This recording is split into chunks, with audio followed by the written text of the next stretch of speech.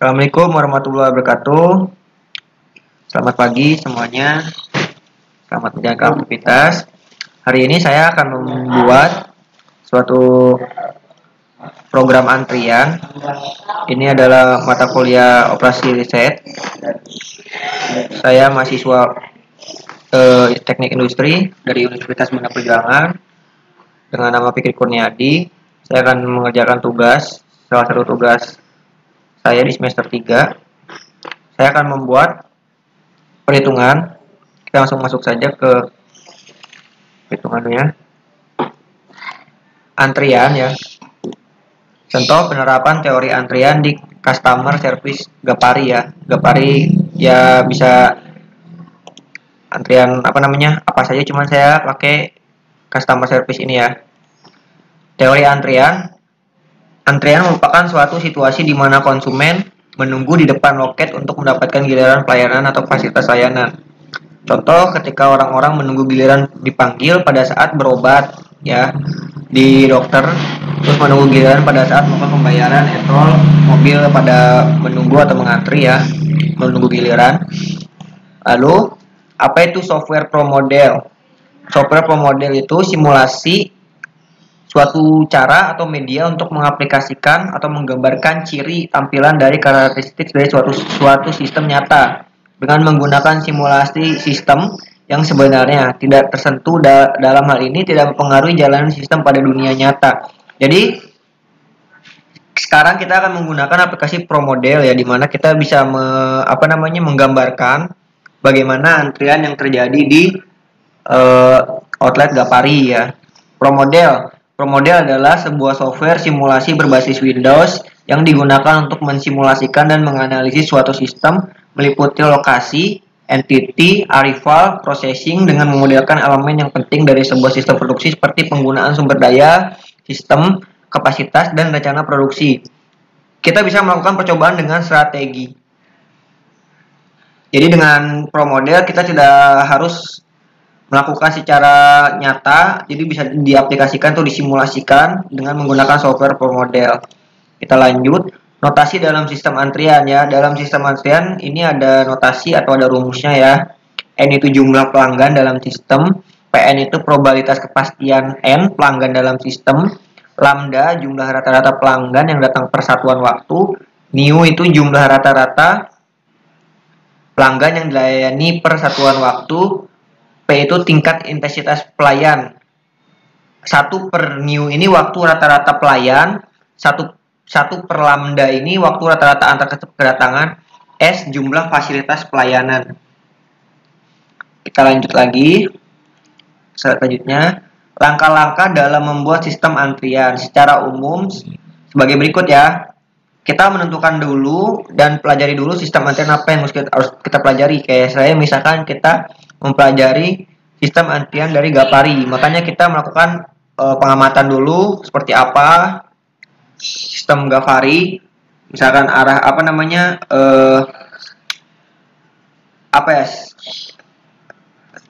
stasiun kerjanya kemana saja atau perpindahannya kemana saja atau rutenya kemana saja, kita harus tahu dulu.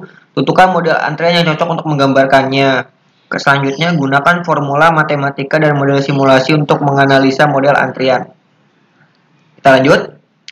Model antrian jalur tunggal. Nah, yang saya gunakan ini model antrian jalur tunggal, di mana saya menggunakan itu satu lajur saja ya.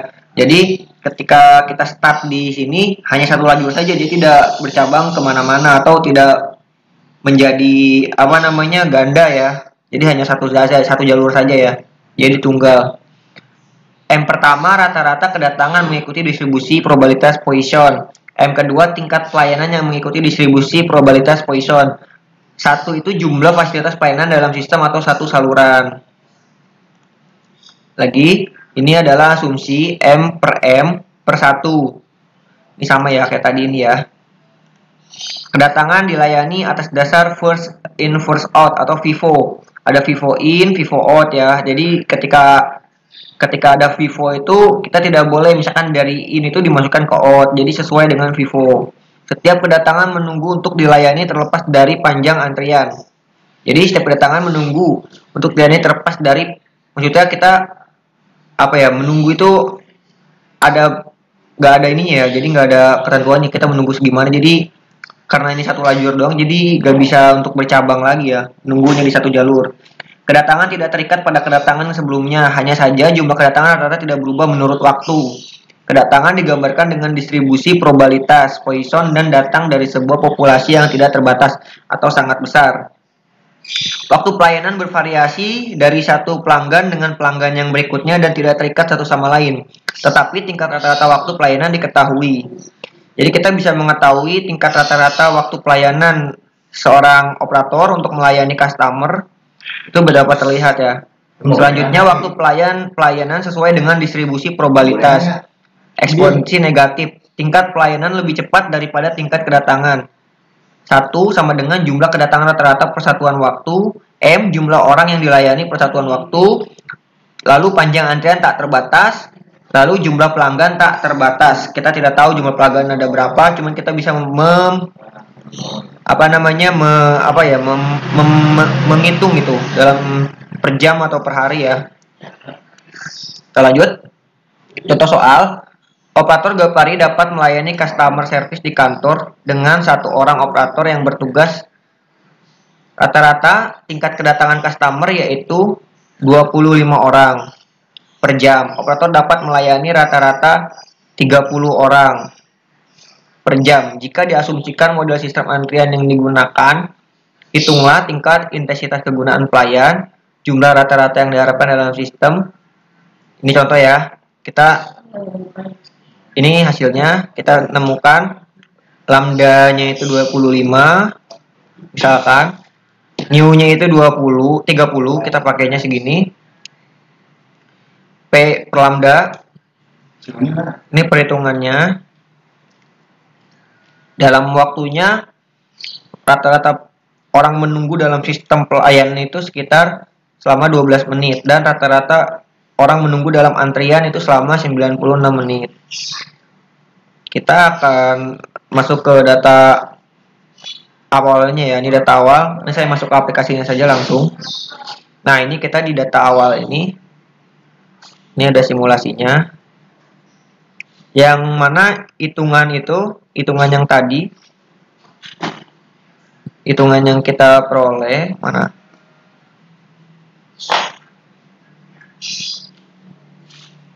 Bentar.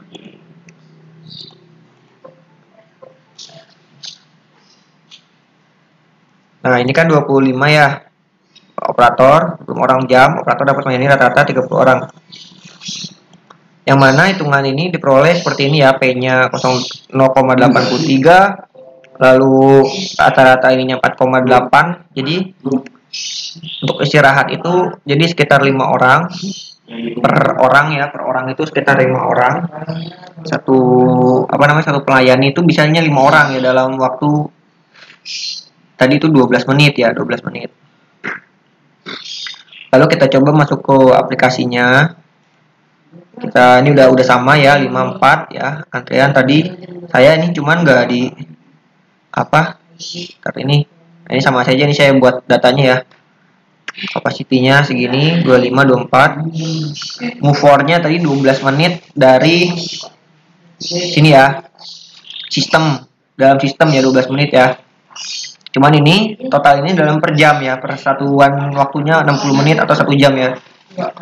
Nah, ini 9,6 menit ini, cuman di sini saya bulatin aja jadi 9 ya. Mana? Jadi 9 di sini ya. Lalu kita coba running. Ya, kita lihat.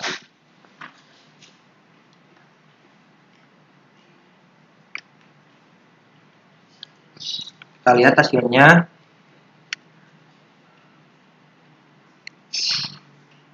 Nah, di sini ketutupan ya sama ini saya ya, screen saya. Di sini terjadi kendala atau full di kursi antrian karena kursi antrian itu 4 ya, 4 doang ya. Cuma bisa melayani 4 orang ya. Dalam 12 menit. Jadi kita harus coba kita taikin apabila ingin menstabilkan data ini ya. Kita taikin di build ya. Kasih.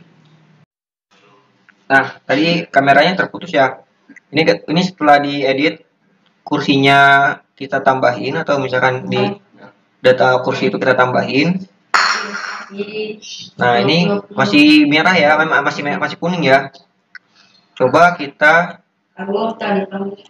mana ya? Kita ke lokasi lagi, tambahin melayani antrian. Jadi kita tambahin, jadi kita harus bisa melayani itu jangan 4 orang, jadi harus coba kita tambahin misalkan jadi 20 juga ya, untuk menstabilkan data.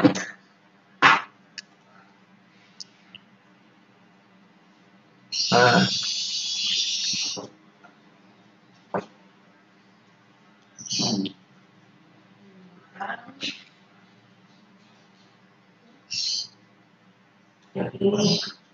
nah ini jadi gak ada kendala ya. Di sini malah kursinya ada yang tidak terpakai jadinya ya. Jadi kita bisa memperkirakan